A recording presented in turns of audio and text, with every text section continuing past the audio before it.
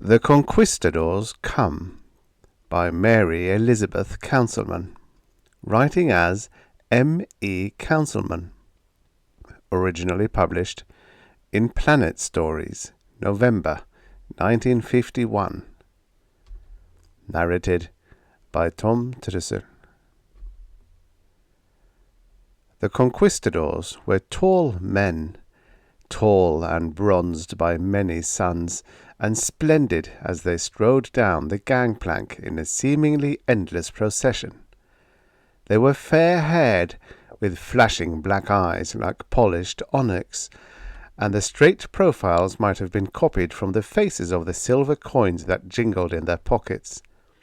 In the steamy hot atmosphere of the new-found planet Zetnu, they stripped to the waist almost at once, and their muscles rippled in the blue-green sunlight. At the edge of the pallid forest surrounding the clear spot where the great rocket had landed, many eyes were watching their advent. Wondering eyes, wistful and excited eyes, but eyes that peered and squinted, rheumy with disease and almost blind. The Conquistadors, after the manner of their ancient ancestors, knelt down in a ring, hands folded, heads bowed. One of them, the tallest, the most splendid, stood in the centre of the circle and lifted both arms to the sky. His lips moved, and lovely rolling sounds issued from them. The watchers in the forest gasped, looking at one another in silent wonder. 2 centuries ago, their kind had lost the power of speech, and for a half-century their deformed ears had been able to hear only the loudest of sounds, the screech of a giant beetle stalking them through the swampland, the crash of thunder, the rumble of a waterfall, the sound of this great rocket ship roaring down upon them out of nowhere. Now, holding little seashells to their ears to amplify the voice of the tall one, they began to jump up and down ecstatically, like children promised a treat. They nodded, they hugged one another with their short, deformed arms, bumping their foreheads together in the ancient gesture of happiness and goodwill. The Conquistadors stood up. The leader raised his hand, and suddenly, from all their open mouths, came beautiful noises that made the listeners in the forest shiver with pleasure. It was a strange thing, a magic thing. Cocking their hideous little heads this way and that, and holding the shells to their ears, they began to sway in cadence, mesmerized with delight, for not even their elders could remember singing. The lovely sounds ended. Then the leader, the tall, splendid one with a pleasant expression, held up his hand again and spoke, pointing first at one group of men, then at another, who nodded and drifted away from the ring toward the task he had set for them. The watchers in the forest nudged one another, pointing with their stumps of hands and conversing in the only way that was left to them, with the expressions that flitted across their horribly disfigured faces. Hands, they commented excitedly, with fingers, and feet, gracefully arched feet, with 5 toes on each. Oh, were not the strangers beautiful? Were they not perfect? However, the watchers frowned. They did not seem to be too intelligent. Now, with evident excitement, one of them came running to the tall leader with a handful of pebbles. Others gathered about the 2 of them, yelling and pounding one another on the back as they examined the small stones, which, the watchers knew, were completely worthless. No one, not even these strong, healthy newcomers, could eat a stone. "Rob! Yahoo!" Harris, first astrogator, was yelling at his long-time buddy, the pilot and captain of the space freighter Eroica. Look at this stuff. Just look at it. Solaranium vein a foot thick. Damn planet's loaded with it. We did it. We finally did it. Well, don't burn out your jet, Rob Cantrell chuckled, calm and laconic in the face of this near miracle. He squinted at one mica-bright stone, tossing it up and catching it with a grin of quiet triumph. Yep, journey's end. If our rations hold out, we can mine and refine enough pure solar to start every factory on Terra booming again inside 6 months. Good Lord! He broke off, hand arcing to the blaster on his hip. What's that thing? Heads up! He shouted a warning to the busy men about him. General alert! We've got visitors! It was a Zetner child who had ventured out of hiding, drawn by curiosity, and by the tantalizing smell that issued from a pot of stew one of the cooks was stirring.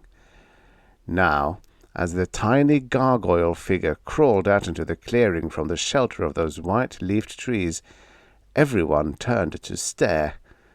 The mechanics, unloading their diggers and refining filters, the freight crew, setting up the tents around the big rocket, the biochemists, busily testing the flora for edibility or possible toxicity, the ethnologists searching for some clue to the language and customs of the people of this planet. Cantrell, his hand dropping slowly from his gun butt, walked slowly forward toward the crawling child. It squinted up at him with milky blue eyes that could scarcely make out the outline of his tall figure.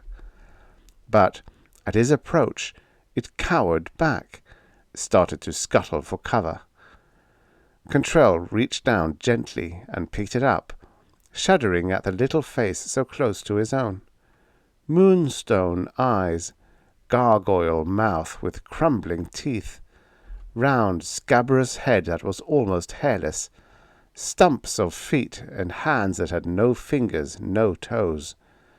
The child squirmed frantically in his embrace, uttering a small shrill whistle that seemed to be the only sound it could make. God, it's human, isn't it? Harris, standing beside him, muttered in pity and revulsion.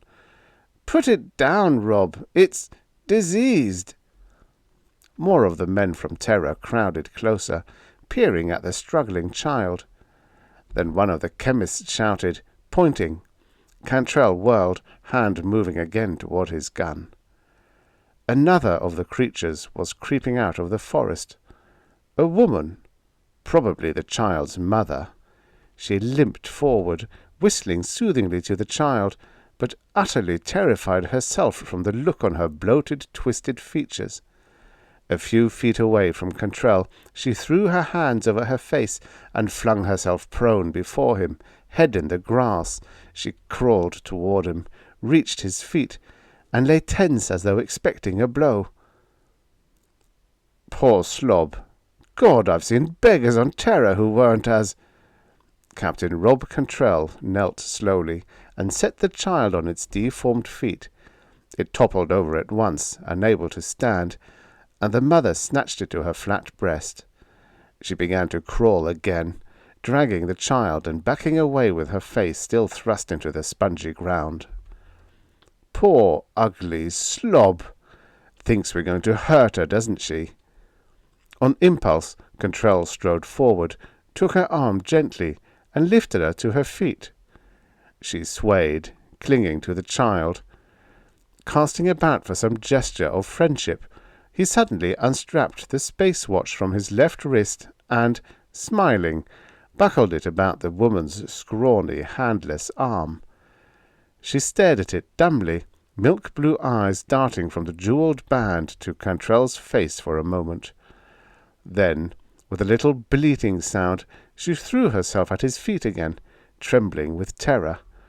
She lay there, clutching her baby and sobbing uncontrollably. "Well, I'll be a—" Cantrell glanced helplessly at Harris. "What do you make of that?" "Doesn't understand about presents," the astrogator guessed. "Must mean something special on this planet. Hey, here come some more." He pointed toward the pale forest, from which a wary group of perhaps 14 Zetners, men and women, had emerged fearfully. Their hands, if they could be called hands, were flung up, like the woman's, to cover their faces, if they could be called faces. And when they reached a distance of 5 yards from the silent group of earthmen, all threw themselves down flat, their heads burrowing into the spiky grass. "Don't get it," Rob Cantrell drawled, hands on hips, legs spread apart as he stood regarding this strange welcome. "Look, all of them are deformed. Inbreeding, do you suppose? Or some kind of plague?" "Sir, I believe it's a matter of vitamin deficiency," one of the biochemists spoke up from the group of earthmen behind Harris. "I've been testing a few specimens under the micro. These white leaves. And look at that grass. It's the sunlight, I think. Not a bit of nutriment in the soil. Another thing," he pointed out shrewdly. "Has anybody seen any animal life yet? Ask me, I don't think there is any. These poor critters are just starving to death. Malnutrition. Years and years of it." Cantrell scowled, his lips pursed. He said slowly, "You know, Jim, I believe you're right. Well, hell!" He gestured impatiently to one of the cooks who had wandered over to join the curious group. "Break out some solid chow for these people, on the double." "Yes, sir." Grinning with the sheer pleasure of filling a need, several of the crew followed the cook. They came back with folding plates and collapsible cups filled to the brim with succulent stew made of dehydrated vegetables and pressed beef. These, a bit squeamishly, they put into the clumsy grasp of the little dwarfed Zetners. Laughing, they watched how they snatched it, turning their backs to their benefactors as they wolfed down the warm food. The laughter died. For almost instantly 3, then a dozen of the dwarfish creatures were doubled up with nausea and stomach cramp. Others, gagging at the first bite, dropped their platters of food. Then all threw themselves down before the men from Terra, grovelling in the grass at their feet as though begging for mercy. "Lord, we're stupid," Cantrell sighed. "Of course they can't take our rich food. Probably been living on herbs and stuff for Lord knows how long." He moved pityingly toward one groaning dwarf, writhing on the sward and hugging his stomach. "Hey, you medics, give me a hand." He knelt, trying to roll the sufferer over on his back and slip a gastrotab between the writhing lips.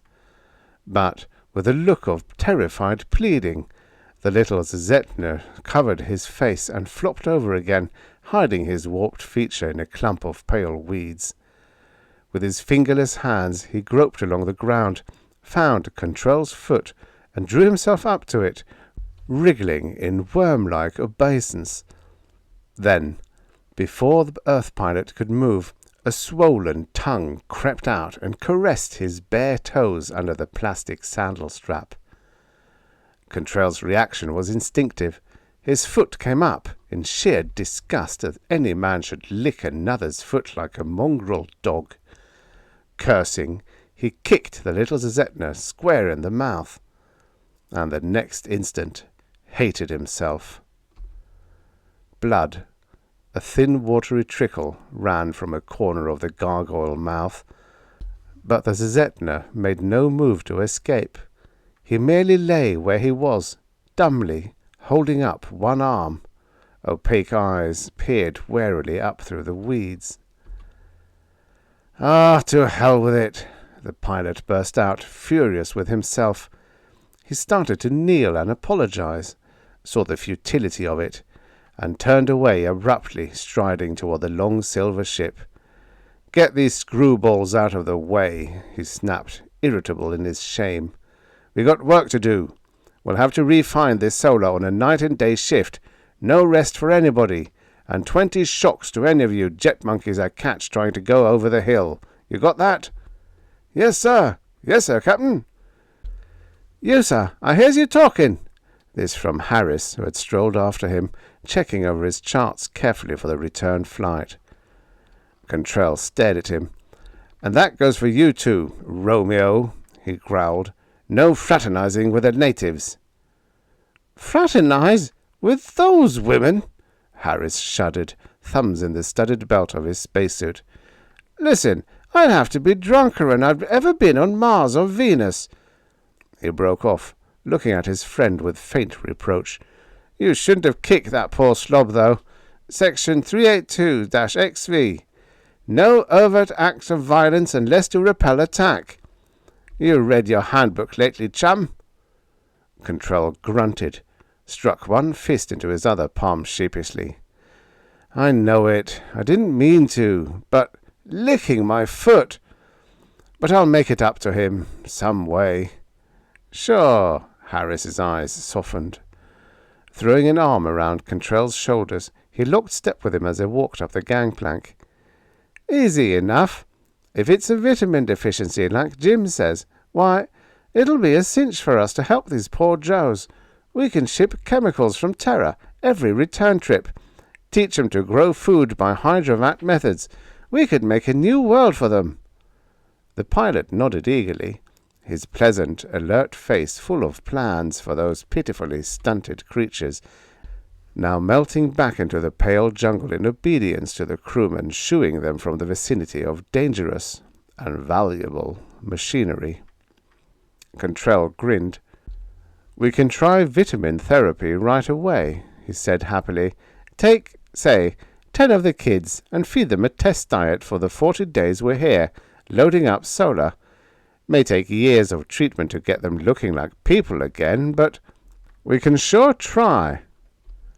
They glanced back over their shoulders in unison, two splendid young giants from another solar system, their eyes warm and bright with a thing called brotherly love, which it had taken their own small planet many centuries to learn. Together they disappeared into the rocket ship. Watching them from the white-leafed forest, the little people of Zetner turned away sadly, in shame and patient resignation. In a small clearing beyond sight of the bustling rocket camp, they held council, communicating with sharp whistles and facial expressions. Then, according to the ancient law which the elders still recalled, they dragged forth the woman who bore the mark on her wrist, the gleaming band of rejection which the tall leader of the beautiful ones had placed there with his own hand. The woman did not cry out when they bound her and buried her, still breathing, beside a huge flowering tree, tossing the baby in with her according to custom. The man Rob Contrell had kicked in the mouth, likewise, was made ready for the honour bestowed on him, and allowed to touch the icon, as was his right. The blue-green sun sank slowly, and the night shift of the Earthmen's work camp took over, mining and refining solaranium, or working swiftly and efficiently against time. Contrell and Harris slept on identical cots in a central tent, waking now and then to listen to the night noises of this strange new planet. Zetnu? It was only a designation, not a name. A term in interstellar Esperanto, meaning seventh from the sun. Tomorrow, Contrell thought sleepily, they would find out what the dwarfish inhabitants called their little world. It must have a name, for they must once have had some sort of language. There were signs, the ethnologists reported, that they had once been a civilized people. The pilot blew a smoke ring at the damp ceiling of the tent, thinking and making plans. "Harris," he called softly, "you awake?" "Uh-huh. Too damned hot to sleep. Worse than Venus. It isn't the heat, it's the humidity." Contrell grinned in the darkness. Yeah, well, you can stand it for 40 days. Say," he sat up abruptly, snapping his fingers on sudden thought, "if we could hire a couple of those little Zetners to locate solar veins for us, we could cut down the time. Put the Geiger crews on one of the spare refiners.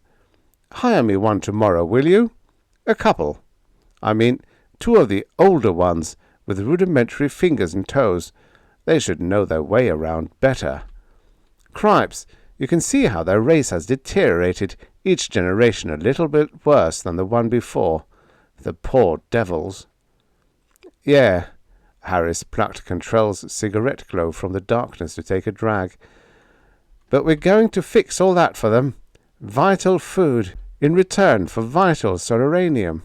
Why, it's a natural for trade relations between Zetno and Terra. He blew out smoke, returned the cigarette. El Presidente is sure to give each of us a citation, with bonus. I can just see my old lady spending it now, on a Martian Werner fur coat. She's been whining for one ever since. Contrell chuckled drowsily, then sighed. I wish I hadn't kicked that little guy. Feel like a heel. Wish I hadn't given that woman my space watch too, in a loose moment. What time is it? 88-0, ship time, the astrogator murmured. Go to sleep, will ya? I wish I was back on tea with my baby tonight. Silence fell. Outside, the refiners chugged rhythmically, melting away the solaranium from the crude ore wheeled in by the miners. At a little distance from the camp, the Geiger experts were moving their counters over the ground, seeking the highly fissionable ore. The solar shortage had shut down the industries of Terra for 5 years now, and sent many a rocket ship out into space, searching, until now, at last, the search had ended on a tiny planet Z-north of the system. Close, near enough to organize a freight lane. But in the forest, the pallid forest beyond the camp, a gargoyle woman lay buried, clinging to her deformed half-idiot baby who had died with her. Contrell's space watch glinted on her stumpy wrist, mute testimony that she must be eliminated, according to the ancient law that the elders remembered. It was strangely unfair, for there were others, many others in the tribe, who were far more hideous than she. Mitka, who had only a hole for her nose, and Jura, whose ears were unformed knobs on either side of her head. But that, of course, was for the beautiful ones to judge. Their word had always been the law. Around noon the next day, Harris reported glumly to the central tent. Contrell, hard at work on a sheaf of forms, glanced up, his eyes preoccupied. "Harris, did you get those guides?" Harris spread his hands. "No can find. I've had men out combing the forest all day. Can't find a sign of those little pixies. They're just vanished."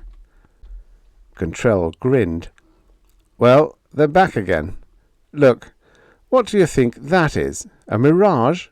He jerked a nod at a dwarfish figure coming across the clearing, trailing a long train of lush tropical flowers that had been woven into a sort of cape. A garland of the same flowers perched askew atop the scabrous gargoyle head. The man limped proudly, presenting himself before Contrell with a little bow. "Well," the pilot's eyebrows went up. "Who's he, the chief?" Then he saw the man's swollen lips. "Say, this is the poor jerk I kicked." His face softened, and he pointed to a folding chair beside his cluttered desk. "Sit down, Buster. You're hired. If I can only explain your job to you." Instead, quivering, the stunted Zetner covered his face and threw himself down on his face. Harris sighed. "Here we go again." He knelt and pulled the malformed dwarf to his feet and shoved him into a chair. "Now," Contrell groaned, "comes the tough part. How can I say in sign lingo that we want him to locate solar veins for us? Well, here goes." He held up a piece of ore, pointing and gesturing. The dwarf eyed it, bewildered, milky blue eyes darting from Harris to Contrell and back again. Contrell pointed to the earth. Instantly the little Zetner threw himself flat on the ground again, quivering. He began to sob, holding up one stumpy arm. "Oh, hell!" The spaceship's captain gave up, looked helplessly at his astrogator. "Harris, can you—" Harris pulled the Zetner to his feet again, shoved him into the chair, explained with patient gestures about digging, about the oar, about the ship. The man's eyes, like glowing moonstones, followed his every motion eagerly, as a stupid child's might. He took the pebble in his hands obediently, went out into the ship, dug a small hole in the shadow of the great rocket, then buried the piece of ore. Then he looked up at Contrell, towering over him in exasperation. Harris mopped his forehead. "I give up," he laughed. It's as though there was a glass wall between us. We can see each other and hear each other, but I can't make him understand. Damned if I understand him either." Rob Contrell rubbed his jaw, caressing his stubble of blonde beard. "If we only knew what's going on in that funny little head," he muttered. "What do they want? Everybody wants something. If we could just figure out what these Zetners are after, besides centuries of decent diet, which they obviously need, we could—" He glared at the twisted little Zetner, decked with flowers that made his hideous deformity even more noticeable. The man cringed at his expression, covering his face and peeping through his short arms. Then, emboldened, catching one of the pilot's hands between his own stumps, he examined it admiringly, tracing each finger with his gaze. Contrell scowled and jerked his hand away impatiently. The Zetner covered his face and threw himself flat on the ground. Contrell cursed and mopped his streaming forehead and neck. "I don't get it," Harris said, scratching his head. "I just don't get it. Hey, maybe if we take him out to that valley a mile from camp, we can put over the idea of his locating more solar for us, when he sees our men mining the stuff." "Sound idea," Contrell grunted. "Come on." Supporting the stumbling dwarf between them, the two Earthmen strode across the camp and down the long hill toward the distant sound of the pick-and-shovel crew. Two small AG barges sailed past them on their way down, loaded with ore and manned by a single sweat-streaked miner headed for the nearest refinery. As they neared the valley, where last night the Geiger crew had located a rich streak of solaranium, the pilot and the astrogator noticed that their small captive was growing very nervous. Stumbling along between them as fast as his stumpy feet could walk, he glanced first at Harris, then at Contrell, his expressive features working with agitation. When they reached a small ravine, its cliff-like walls pitted with many small caves, the little dwarf began to bleat and squirm in their grasp like a hysterical child being dragged to the dentist. Over his flower-decked head, the two Earthmen looked at each other and shrugged. "Now what?" Contrell drawled. "This valley taboo or something, you suppose?" "Beats me." Harris stopped, pulling the little Zetner around and pointing to a broad streak of solar inside the mouth of one cave. He made digging motions. He pointed to himself and Contrell, beaming and nodding. "Rock," he laboured. "Nice rocky. Fine for us?" "Oh, hell!" He laughed at his own absurd pidgin English, then resorted to gestures again. He pointed to the cave, to the little dwarf, to Contrell. The Zetner shook his head violently, clapping both stunted hands over his face. An agonized bleat issued from his twisted larynx, and he threw himself flat before Contrell, grovelling and holding up one arm. Then, as the captain took an idle step toward the cave, He flung his tiny malformed body before the entrance, shaking his head and beating himself in the face with his fingerless hands. Contrell looked at Harris, who scratched his head, grinning. "Beats me," he repeated helplessly. "Guess they don't want us to have the solar." His eyes hardened slowly. "Yeah, maybe that's it. Maybe they're—" He stiffened, glancing nervously toward the white jungle that pressed closely about them on all sides. "Maybe they're arming right now, planning an attack." Rob Cantrell's pleasant face changed. Eyes narrowed, mouth tight. He let his gaze flicker over the working men who were under his command, dependent on his judgment for their safety. His gaze returned to the small Zetna, feebly trying to block the entrance to that natural hole in the cliff side. Or was it a natural hole? Contrell's keen eyes became observant, noting worn places in the rock. "There's something in this cave," Harris grunted. "Something this little monkey doesn't want us to see. A secret weapon, maybe? Say—" His pleasant face hardened like Contrell's. "Maybe these cookies aren't as dumb and helpless as they look. Maybe they've got something that could wipe out a whole expedition." Contrell nodded and strode forward, jerking the bleating dwarf aside with one sweep of his muscular arm. The cave was not deep, and, Contrell noted with tensed nerves, there were fresh flower petals on the floor of the small opening. Petals like those on the flower wreath of this fantastically decorated little Zetna. The captain groped inside. Harris stepped forward, shoving the dwarf away as he flung himself at Contrell again like a furious kitten. There was, the Earthmen both saw at once, something inside. A kind of box, crudely made of white wood, as though a clumsy child had put it together. There was no lock. Contrell raised the lid. Inside, dry and crumbling, was a small doll made of brown clay. Harris and Contrell stared at it, amazed at its perfection of modelling. It was, or seemed to be, a very good image of an Earthman.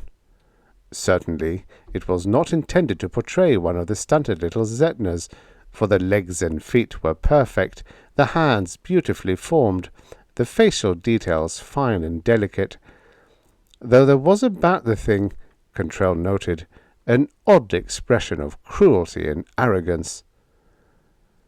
"Well, what do you know?" he snapped. "A graven image. The Aborigines of Terra used to make these images of an enemy, just before slipping him a poison dart in the back. Juju. And they made sure it worked." He whirled on the little Zetna, who was whistling shrilly now, jumping up and down in agitated protest. At that moment, one of the diggers shouted a warning. Contrell turned to see beyond the handful of workers in the valley a small army of Zetnas advancing on them from the jungle edge. Backs to the cliff wall, Harris and Contrell snatched out their blasters. The captain yelled, warning the unarmed workers to make a dash for the camp. "General alert! Prepare for attack!"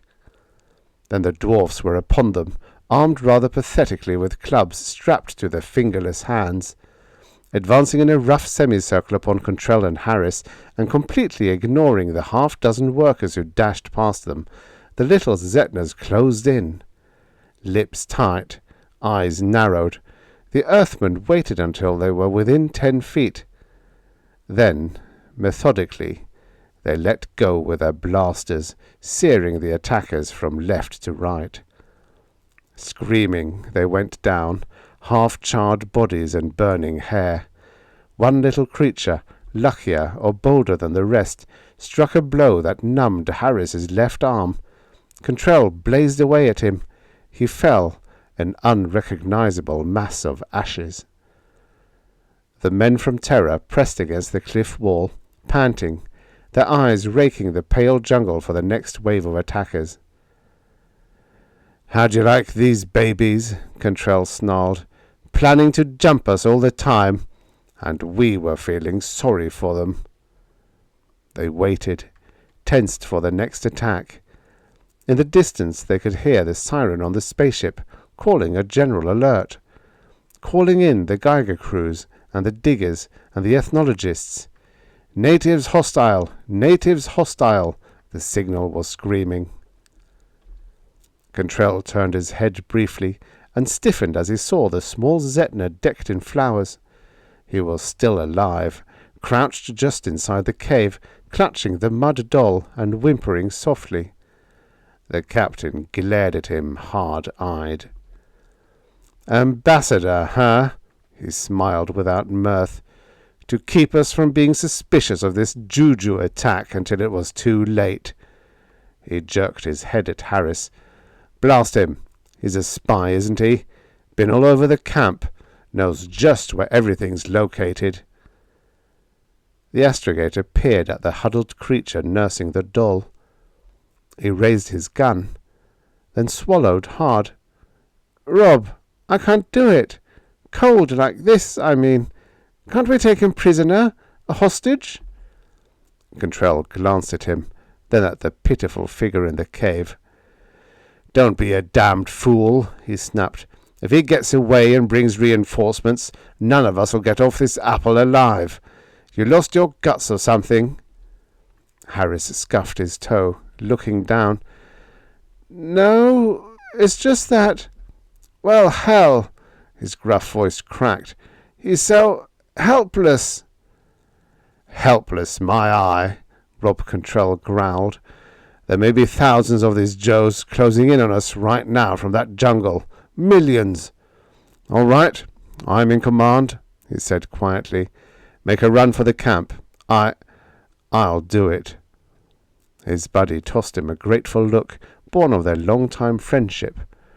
With another look at the silent wall of forest, he sprinted in the direction of the camp. Once he paused, wincing, as the blare of a ray gun sounded behind him. Then Cantrell caught up with him, his eyes pained, his lips white.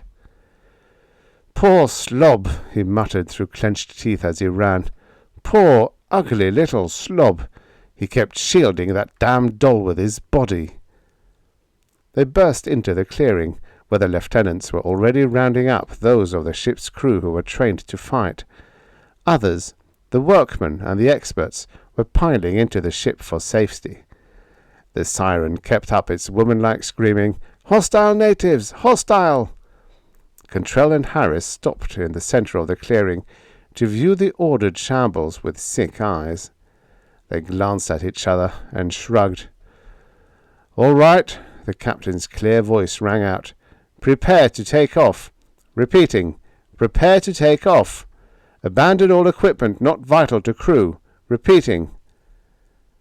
The men from Terra were efficient men, quick, intelligent, and well organized under the pilot and astrogator who commanded their expedition. In exactly 8-3 kilos, ship time, men and machinery were loaded aboard the big silver rocket. Fire belched from her twin jets. She took the atmosphere of the planet designated as Zetna like a pale streak of flame. In another kilo, she was bulleting into free flight. Cantrell, the pilot, fixed her automatic on Sol Terra, then strolled back to the chart room, where Harris was rechecking their line of flight. He sat down on the plastine deck, lighting a cigarette. Harris took it from him, inhaled a deep drag, and handed it back. They looked at each other, smiling wryly. "Well," Rob Cantrell sighed, "there goes that presidential citation you were yapping about. With bonus. We'll be lucky if we keep our rating." "Oh, it won't be that bad," Harris predicted cheerfully. "I mean, nobody could expect us to form a trade alliance with a bunch of hotheads like that. Graven images, tricked up spies." He spat disgustedly. "And all because we wanted one shipload of lousy solar." Cantrell nodded bitterly. "And we could have done so much for them in return. A new world, I think you said. He admitted a short laugh, edged with cynicism. Well, Terra government can't afford to ship from a hostile planet. Too damn expensive. We'll just have to equip another expedition and start looking again. Harris nodded absently, his eyes thoughtful. Uh-huh. But if we could only have understood those little monkeys. Maybe they didn't mind our taking the solar. Maybe it was something else. Rob, he blurted, one of the junior ethnologists has a theory. Did you hear? Junior ethnologists have always got a theory, the captain snorted. Lack of experience. Yeah, but, Harris pursued, this kid says he thinks those little Zetners were a cult of beauty worshippers. You know, like they used to have on Venus, eugenic mating, killing off the imperfect ones. He says they just don't understand about nutrition. That's why it's so tragic that they're all deformed and diseased now. None of them are beauties anymore, and they don't know why. But when they saw us... Nuts, said Contrell rudely. Yeah, but the doll. Maybe it was an image of the way they used to be, a sort of pattern for them to remember. And you know how that poor Joe kept looking at us? That one all tricked up in flowers? This Ethno thinks they sent him to be mated with one of our women. Good God! The pilot laughed. And that poor slob of a woman who acted so upset when you strapped your space watch around her wrist. The kid thinks you marked her for death, and... Oh, go soak your head. And that junior ethnologist, too, Contrell chuckled. I understood those babies all right. They're just a bunch of greedy, ignorant morons who are determined not to let a shipful of strangers cart off any of their lousy little planet. You and your glass wall. He punched Harris on the shoulder in affectionate scorn. The astrogator grinned feebly. Then, with more assurance, because Contrell was his friend, and he trusted his judgment. Yeah, he said. Yeah, Rob, I guess you're right. The end. Subscribe for your daily stories of futures past. You know, many of these stories were written in a time where 50 years ago was in the future.